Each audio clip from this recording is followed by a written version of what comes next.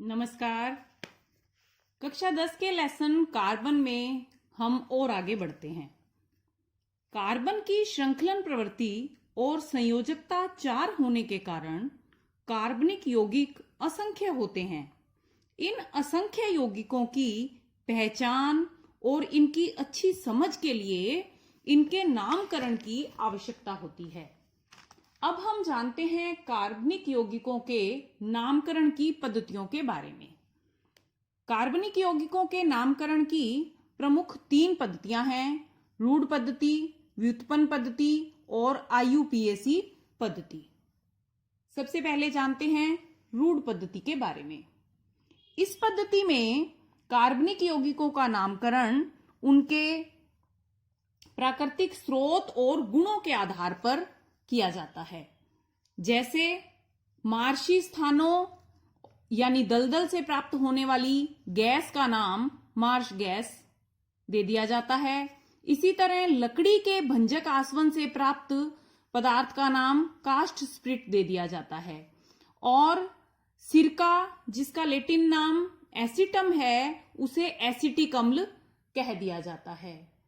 क्या आपको मालूम है कि चींटी के काटने पर जलन क्यों होती है? चींटी जब हमें काटती है तो हमारे शरीर में एक अम्ल छोड़ देती है। वह अम्ल, उसे फार्मिक अम्ल नाम इसलिए दिया जाता है क्योंकि चींटी का लैटिन नाम फार्मिका होता है।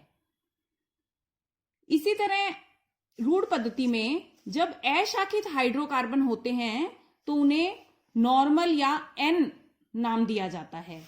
जैसे यह 5 कार्बन की अशाखित श्रृंखला के रूप में एक हाइड्रोकार्बन है, जिसे पेंटेन है, इसे N पेंटेन इसलिए कहा गया क्योंकि इसमें कहीं भी प्रतिस्थापी नहीं है, यह सीधी श्रृंखला के रूप में है। इसी प्रकार अगर 5 कार्बन का ही वही यौगिक, उसमें एक मैथिल समूह प्रतिस्थापी के रूप में हो तो इसे आइसोपेंटेन नाम दिया जाता है।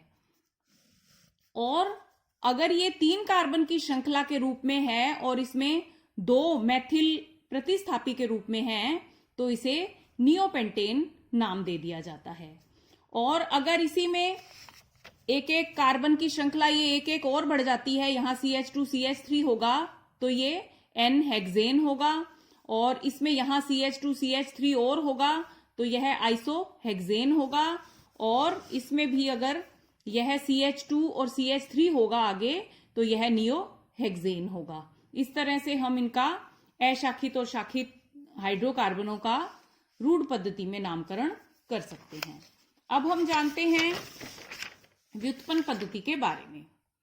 व्युत्पन्न पद्धति में कार्बनिक यौगिकों का नामकरण उनके सरल यौगिकों का उन्हें व्युत्पन्न मानकर किया जाता है।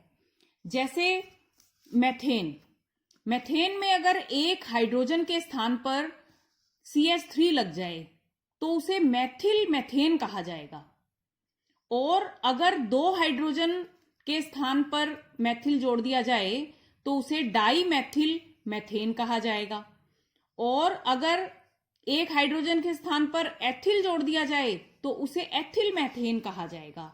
यानी एक सरल यौगिक मैथेन का उन्हें व्युत्पन्न माना जाता है। इसी तरह एथिल के स्थान पर हम आइसोप्रोपिल भी जोड़ सकते हैं, आइसोप्रोपिल मैथेन इसका नामकरण होगा। इसी तरह एक सरल यौगिक है कार्बिनॉल, CH3OH, इसे कार्बिनॉल कहेंगे, और इसके हाइड्रोजन के स्थान पर हम मैथिल, एथिल या आइसोप्रोपिल जोड़ेंगे तो इसका नामकरण कार्बिनॉल के हिसाब से होगा। यहां CH3 जोड़ने पर मैथिल कार्बिनॉल, तीनों जगह पे अगर हम CH3 लगा देते हैं तो ट्राई मैथिल कार्बिनॉल, एक जगह पे एथिल लगाते हैं तो एथिल कार्बिनॉल, अगर आइसोप्रोपिल लगाते हैं तो आइसोप्रोपिल कार्बिनॉल। इस तरह इसके बहुत से उदाहरण हम लिख सकते हैं। इसी तरह आगे आता है एसिटिक अम्ल, CH3COOH एसिटिक अम्ल।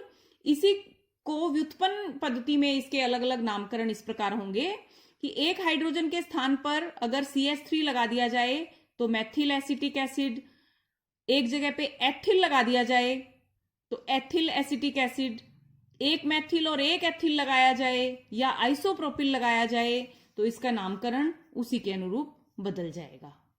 आज के लिए इतना ही। धन्यवाद।